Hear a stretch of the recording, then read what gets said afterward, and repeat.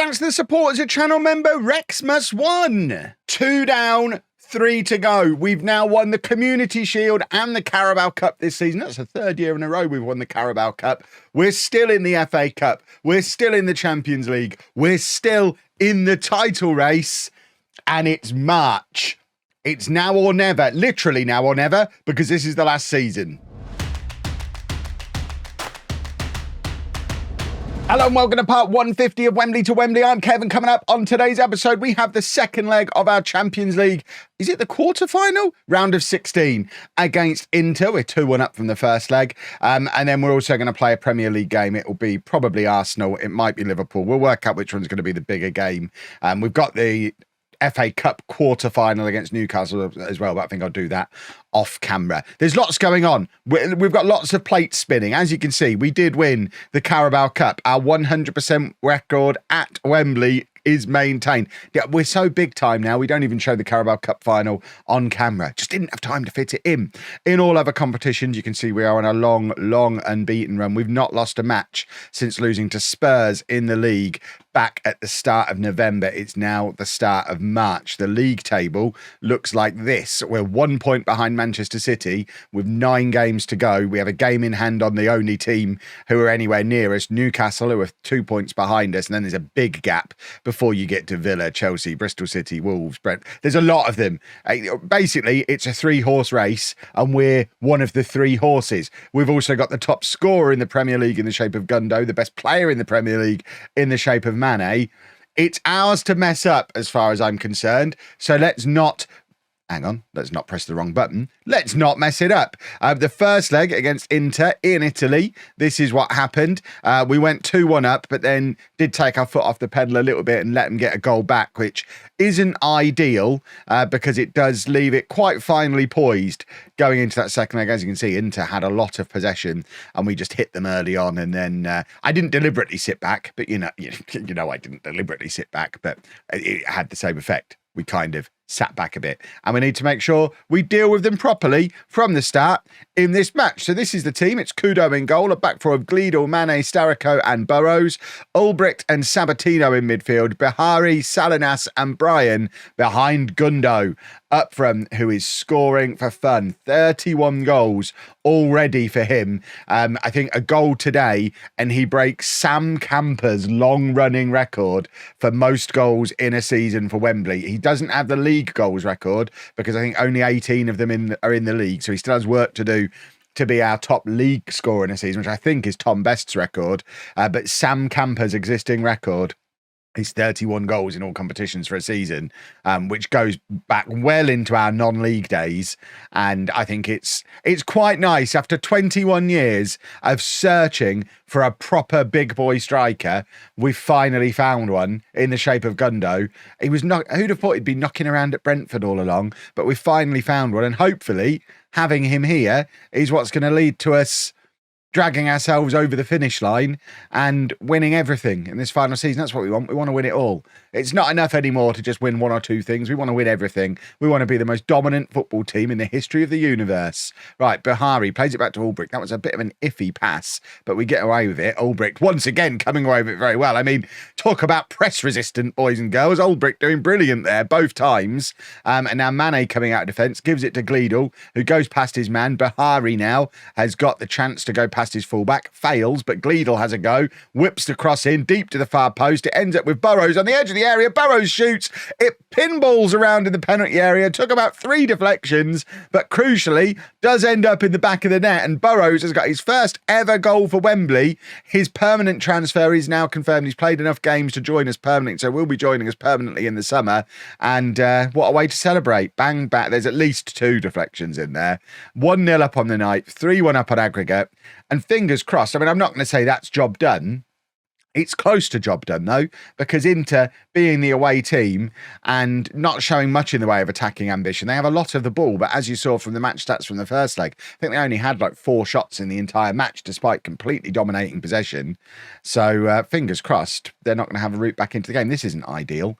Bryan's hurt himself and had to go off injured in the first half. We've obviously got Rob Williams, who is a more than adequate deputy, but losing a key player at the business end of the season is not what we want to do. So hopefully that's not a proper injury to Brian, and he's just got a little bit of cramp or something. And he fancied an early bath. He realised he'd parked on a single yellow line and needed to move his car on. It wasn't serious enough to be a double yellow line, single yellow line. Now he's like, oh yeah, I really probably should move it. I'm still not fully used to the parking outside the new stadium. Let's move on. And I imagine that's the situation. I hope that's the situation there.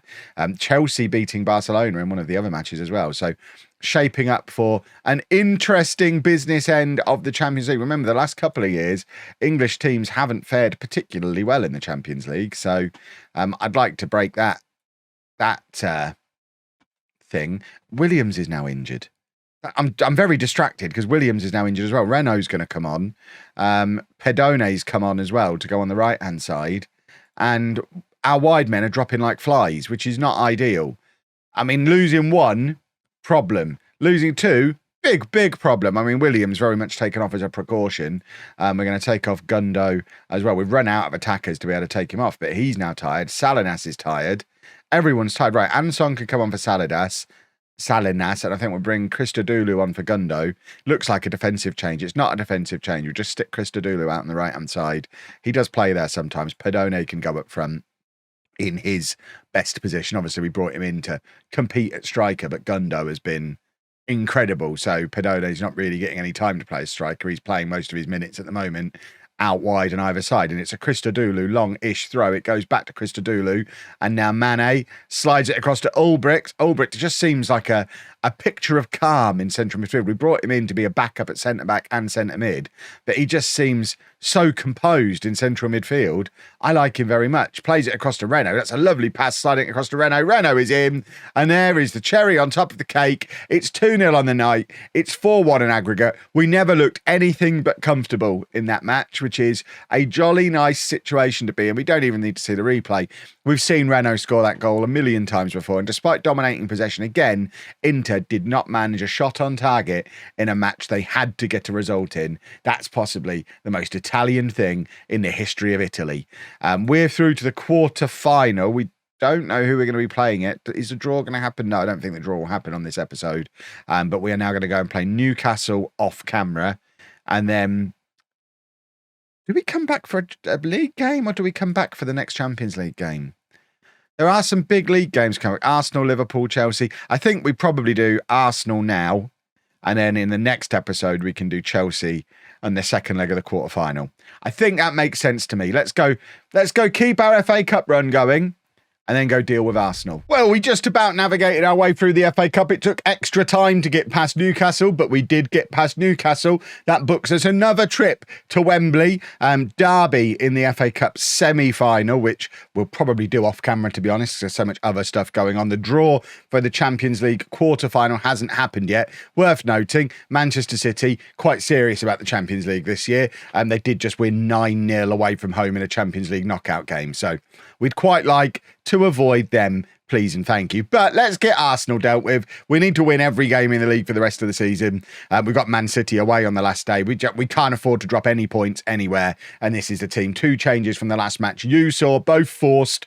Burrows is injured. He's going to be out for the next 2 or 3 weeks with a hernia. I would have thought a hernia would take longer than 2 or 3 weeks to deal with. And Brian strained his groin and is going to miss the next couple of weeks now. So Williams and Da Costa in for those 2 boys. Tongue would be back in, but can't play against his parent club Arsenal. So Ulbricht continues to play in the ball-winning midfielder role. Let's crack on, shall we? Like I say, very important that we win every match. It's an absolutely packed out Wembley Stadium, not that one. I suspect if we weren't £150 million overdrawn, we'd be looking to expand the stadium around about now, but I don't want to press the button for 2 reasons. Reason 1, we're massively in debt, and I don't want the board to look at the bank account and realise. I'm hoping at the moment they just haven't noticed. And 2, I don't want them to say, yeah, we'll do it immediately, shut it down for the rest of the season, and have us have to play the rest of the save back an hour away from Wembley again. So I feel like that's a button I can press just before I retire and hopefully hand the reins over to Tom Best. Although I was just looking, Williams is in. Williams has scored. See? Who needs Brian? Rob Williams has scored inside a minute. What a way to kick things off. He's got something to prove. He wants to... Are we not wearing our proper shirts, by the way? Because the fans look like they're just wearing red shirts. We look like we're just in red shirts. Where have our custom kits gone? We're 150 episodes in. Who's had my custom kits? I don't even understand how that can just randomly happen. That's very odd. Were they there in the last match? That feels like something that needs resolving. We can't be doing all these trophy lifts I've got planned in just red T-shirts from Uniqlo. Goodness me. Right, Bahari. Trying to play it across to Salinas, but fails.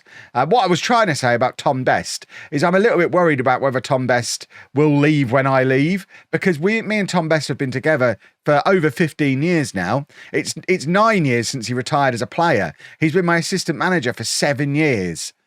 I have a horrible feeling that as much as Tom Best loves Wembley, he might love me more. And when I retire, he might walk out with me. And if he walks out with me, he isn't going to take over as manager. I hope he realises I've been grooming him all this time. They were some strange sentences. But I hope he does realise that I've been grooming him to take over from me, and he doesn't just walk out when I walk out. I need to be able to have a conversation with him. Tom, this is your time. You're still under 40. You can give this club 20 years, 20 more years, just like I did. But you gotta realise I'm retiring. I'm not resigning. Please don't come with me.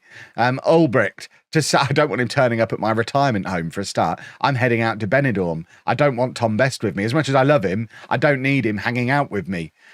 I'm going to be hanging out with cooler guys than Tom. Gundo's just, I think, broken the record. That is the record for goals in a season in all competitions. I think now belongs to Gundo, and it couldn't happen to a nicer guy. And this is just sloppy from Arsenal. I don't really know what they're thinking here. Our striker is so fast, and they've just put it for him on a plate. They've not had a shot yet. We're 2-0 up. We are top of the league as it stands. So Manchester City currently drawing at home to West Ham. Obviously, we've just seen in the Champions League, they have got goals in them, but hopefully they used them all up in the Champions League. Bahari does well to not end up giving away possession there. Gleedle tries to play it back into him, but unfortunately can't slot it through. But Arsenal scrambling to get the ball clear, and we're putting them under an awful lot of pressure. They don't seem to like the fact that we are constantly all over them. I don't understand how Tongue doesn't fit into this Arsenal team. It is very, very odd. But Bahari now cuts inside a little bit, has a little bit of space to run into, tries to lob the keeper from range, which is a bad idea, A, because it's a lob from range, which rarely works, and B, their keeper was stood on the line. So that does make it somewhat more difficult to lob him. Salinas is injured. Ansong can just come on for him. Straight swap, easy peasy. Ansong came off the bench and scored the winner in extra time in the previous match as well. So, yeah, I never have a problem with bringing Ansong on. He's still, as far as I'm concerned, a very important squad player for us, albeit not a nailed-on regular starter. And Manchester City have now gone 1-0 up, which does put them back to the top of the table. Remember, we play them away from home on the last day. So if we're only 1 point behind them going into the last day, it's in our hands. But obviously, they're Manchester City and we are away. We would like to see them drop some points before the end of the season while we relentlessly win football matches. And we'd like to go there on the last day knowing a draw is enough. That would be the ideal. But we can't think like that. All we can do is think along the lines of, it is all in our hands. If we win every game for the rest of the series, we end the season with 5 trophies. And I guess with 8 Premier League games to go, we couldn't hope to be in a better situation than that. It is entirely in our hands. We just have to win every single game we play for the rest of the series. It's not that hard, is it? Let's face it. It's been the same goal as we've had from the start. Win every game. If we win every game, we have a lovely week. And I don't know about you boys and girls, I'm looking forward to a lovely week, and then potentially an even lovelier week next week, because Non-League to Legend is back on Monday, the 4th of November. Non-League to Legend, the return. This time maybe with job offers, because if you remember the Non-League to Legend we did at the start of FM24, as much as it was a lot of fun, it was the weirdest one that I've ever done, because at the start of FM24 we had that weird, I don't want to call it a glitch, but it was a weird thing where we just didn't get job offers. And it meant that we stayed at every club I think we only managed 3 clubs on Non-League to Legend this year. We stayed at all of them a long, long time because there was no job offers coming in. I know that is now fixed. Does it even count as originally broken? It is now fixed because I've had loads of job offers in this save. I've had loads of job offers in my Twitch saves. I know managers now get headhunted again. So it will be a more typical non-league to legend where there'll be more moving around. Maybe we'll go on a little bit of an adventure around Europe as well. We're going to have some fun. It's going to be November. November means non-league to legend, and we don't need no stinking new Football Manager game to be able to maintain our decade-long tradition of November meaning non-league to legend. So that starts Monday the 4th, 4 p.m. Make sure you're there. It's going to be a premiere. It's going to be lovely. But what is also lovely is the fact we've just dealt with Arsenal relatively comfortably, and the league table looks like that. It's a two-horse race. Forget Newcastle. It's a two-horse race now. It's us. It's Manchester City. And we play them away from home on the last day. But that's not what we're worrying about tomorrow. Tomorrow, the focus is back on the Champions League again. We don't know who we're playing yet, but it's the Champions League quarter-final and FA Cup semi-final. And every match is a big match, but it's all in our hands. If you've enjoyed that, please make sure you leave a nice big thumbs up on there for me. Subscribe to the channel for daily Football Manager videos. And thank you very much for watching.